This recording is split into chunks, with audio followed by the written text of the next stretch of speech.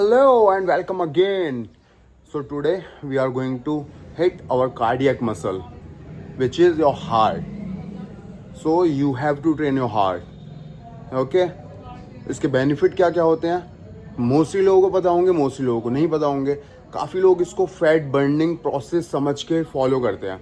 सुबह फील्ड में देखते हो आप बड़े लोगों को ट्रेडमिल पे भागते हुए देखते हो. सबसे पहला काम आके वो ट्रेडमिल स्टार्ट करते हैं तो उनको लगता है कि this is a fat burning process, which is not true.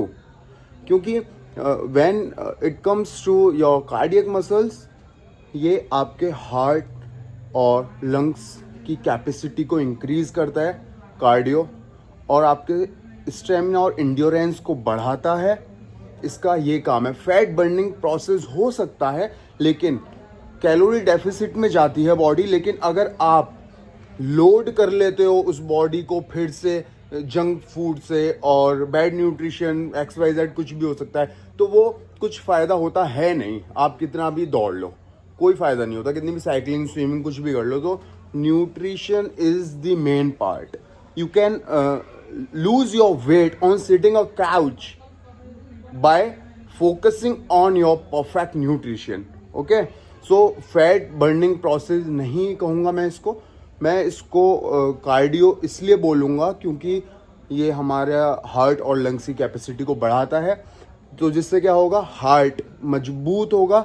तो उसकी मजबूती से क्या होगा, हार्ट का काम क्या होता है, टेल मी, ब्लड को पंप करना. तो वो बेहतर तरीके से हमारे शरीर में जो ब्लड होता है उसको बेहतर तरीके से पंप करेगा जो हार्ट तक जाता है. ओके, सो कार्डियो हमेशा इसलिए करना ताकि आप लॉन्जिविटी के लिए दिमाग में रख के, longevity should be in your mind. Heart और लंग्स अच्छे होंगे तो लॉन्जिविटी मिलेगी आपको. ओके, आज 49 मिनट्स और 5 सेकंड का कार्डियो है. लेट्स सी कैसा जाता है. प्रॉपर शूट तो कार्डियो नहीं हो पाएगा क्योंकि मैं फील्ड में करूँगा. एक्सक्यूज़ नहीं दे रहा हूँ, लेकिन बेहतर करने की कोशिश करूँगा आगे भी. जैसे जैसे दिन निकलेंगे आपको बेहतर कंटेंट मिले, ये मेरी कोशिश रहेगी. So this is the place where I used to work out on my cardio day. A 49 minute duration cardio. So I need to warm up myself first. So what I am doing is warming up myself for almost 5 minutes. तो body should be in that condition कि उसको पता लगना चाहिए कि अभी load आने वाला है.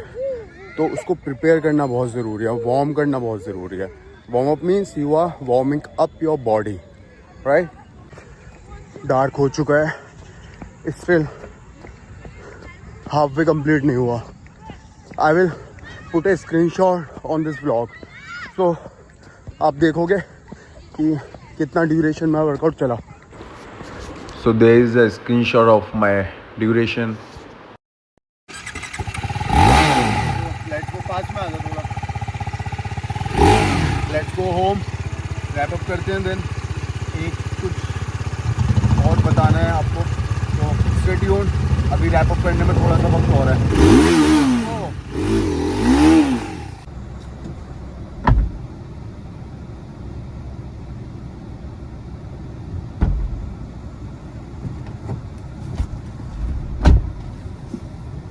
मैं आपको एक कहानी सुनाना चाहता हूँ. सुनो. रामेश्वरम में एक बहुत गरीब परिवार रहता था. उनके 5 बच्चे थे. पिताजी मछुआरे का काम किया करते थे और माँ घर की देखभाल. गरीब होने के बावजूद उन्होंने अपने 5 बच्चों को पढ़ने के लिए स्कूल भेजा. माँ अक्सर भूखे पेट सो जाया करती थी ताकि उसके 5 बच्चे पेट भर के खाना खा सकें. पता नहीं माँ की कुर्बानी में ऐसा क्या जादू था कि उनके घर का सबसे छोटा बेटा पढ़ाई में बहुत आगे निकल गया. क्लास में हर वक्त फर्स्ट आता और फिर मद्रास इंस्टीट्यूट ऑफ टेक्नोलॉजी से वो इंजीनियर बना और फिर बाद में बना वो इसरो का महान साइंटिस्ट. और कुछ साल पहले पोखरण में उन्होंने परमाणु बम का टेस्ट भी किया था. You know who was the person? Yes, mister APJ Abdul Kalam. अगर उस वक्त उनके पिताजी ने यह सोचा होता कि मेरा बेटा भी एक मछुआरा बनेगा और वो जो मछली पकड़ के लाएगा उसको मार्केट में बेचकर हम 2 गुने दाम कमाएंगे तो आज हमारा देश एक महान साइंटिस्ट हो चुका होता।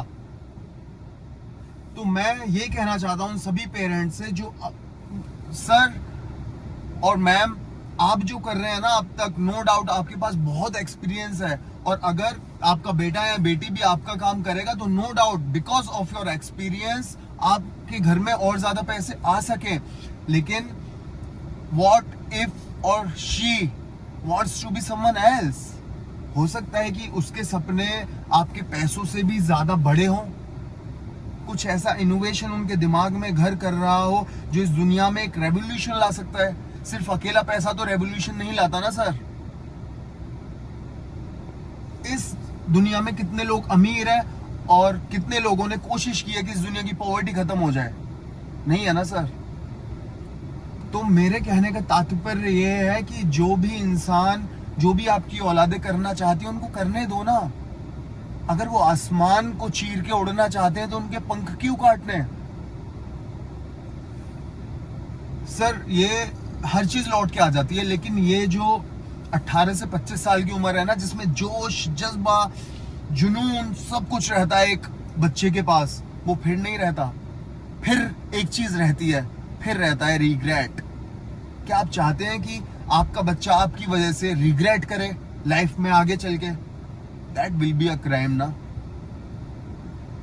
सिर्फ मर्डर और डकैती और ये सभी तो क्राइम नहीं होते ना।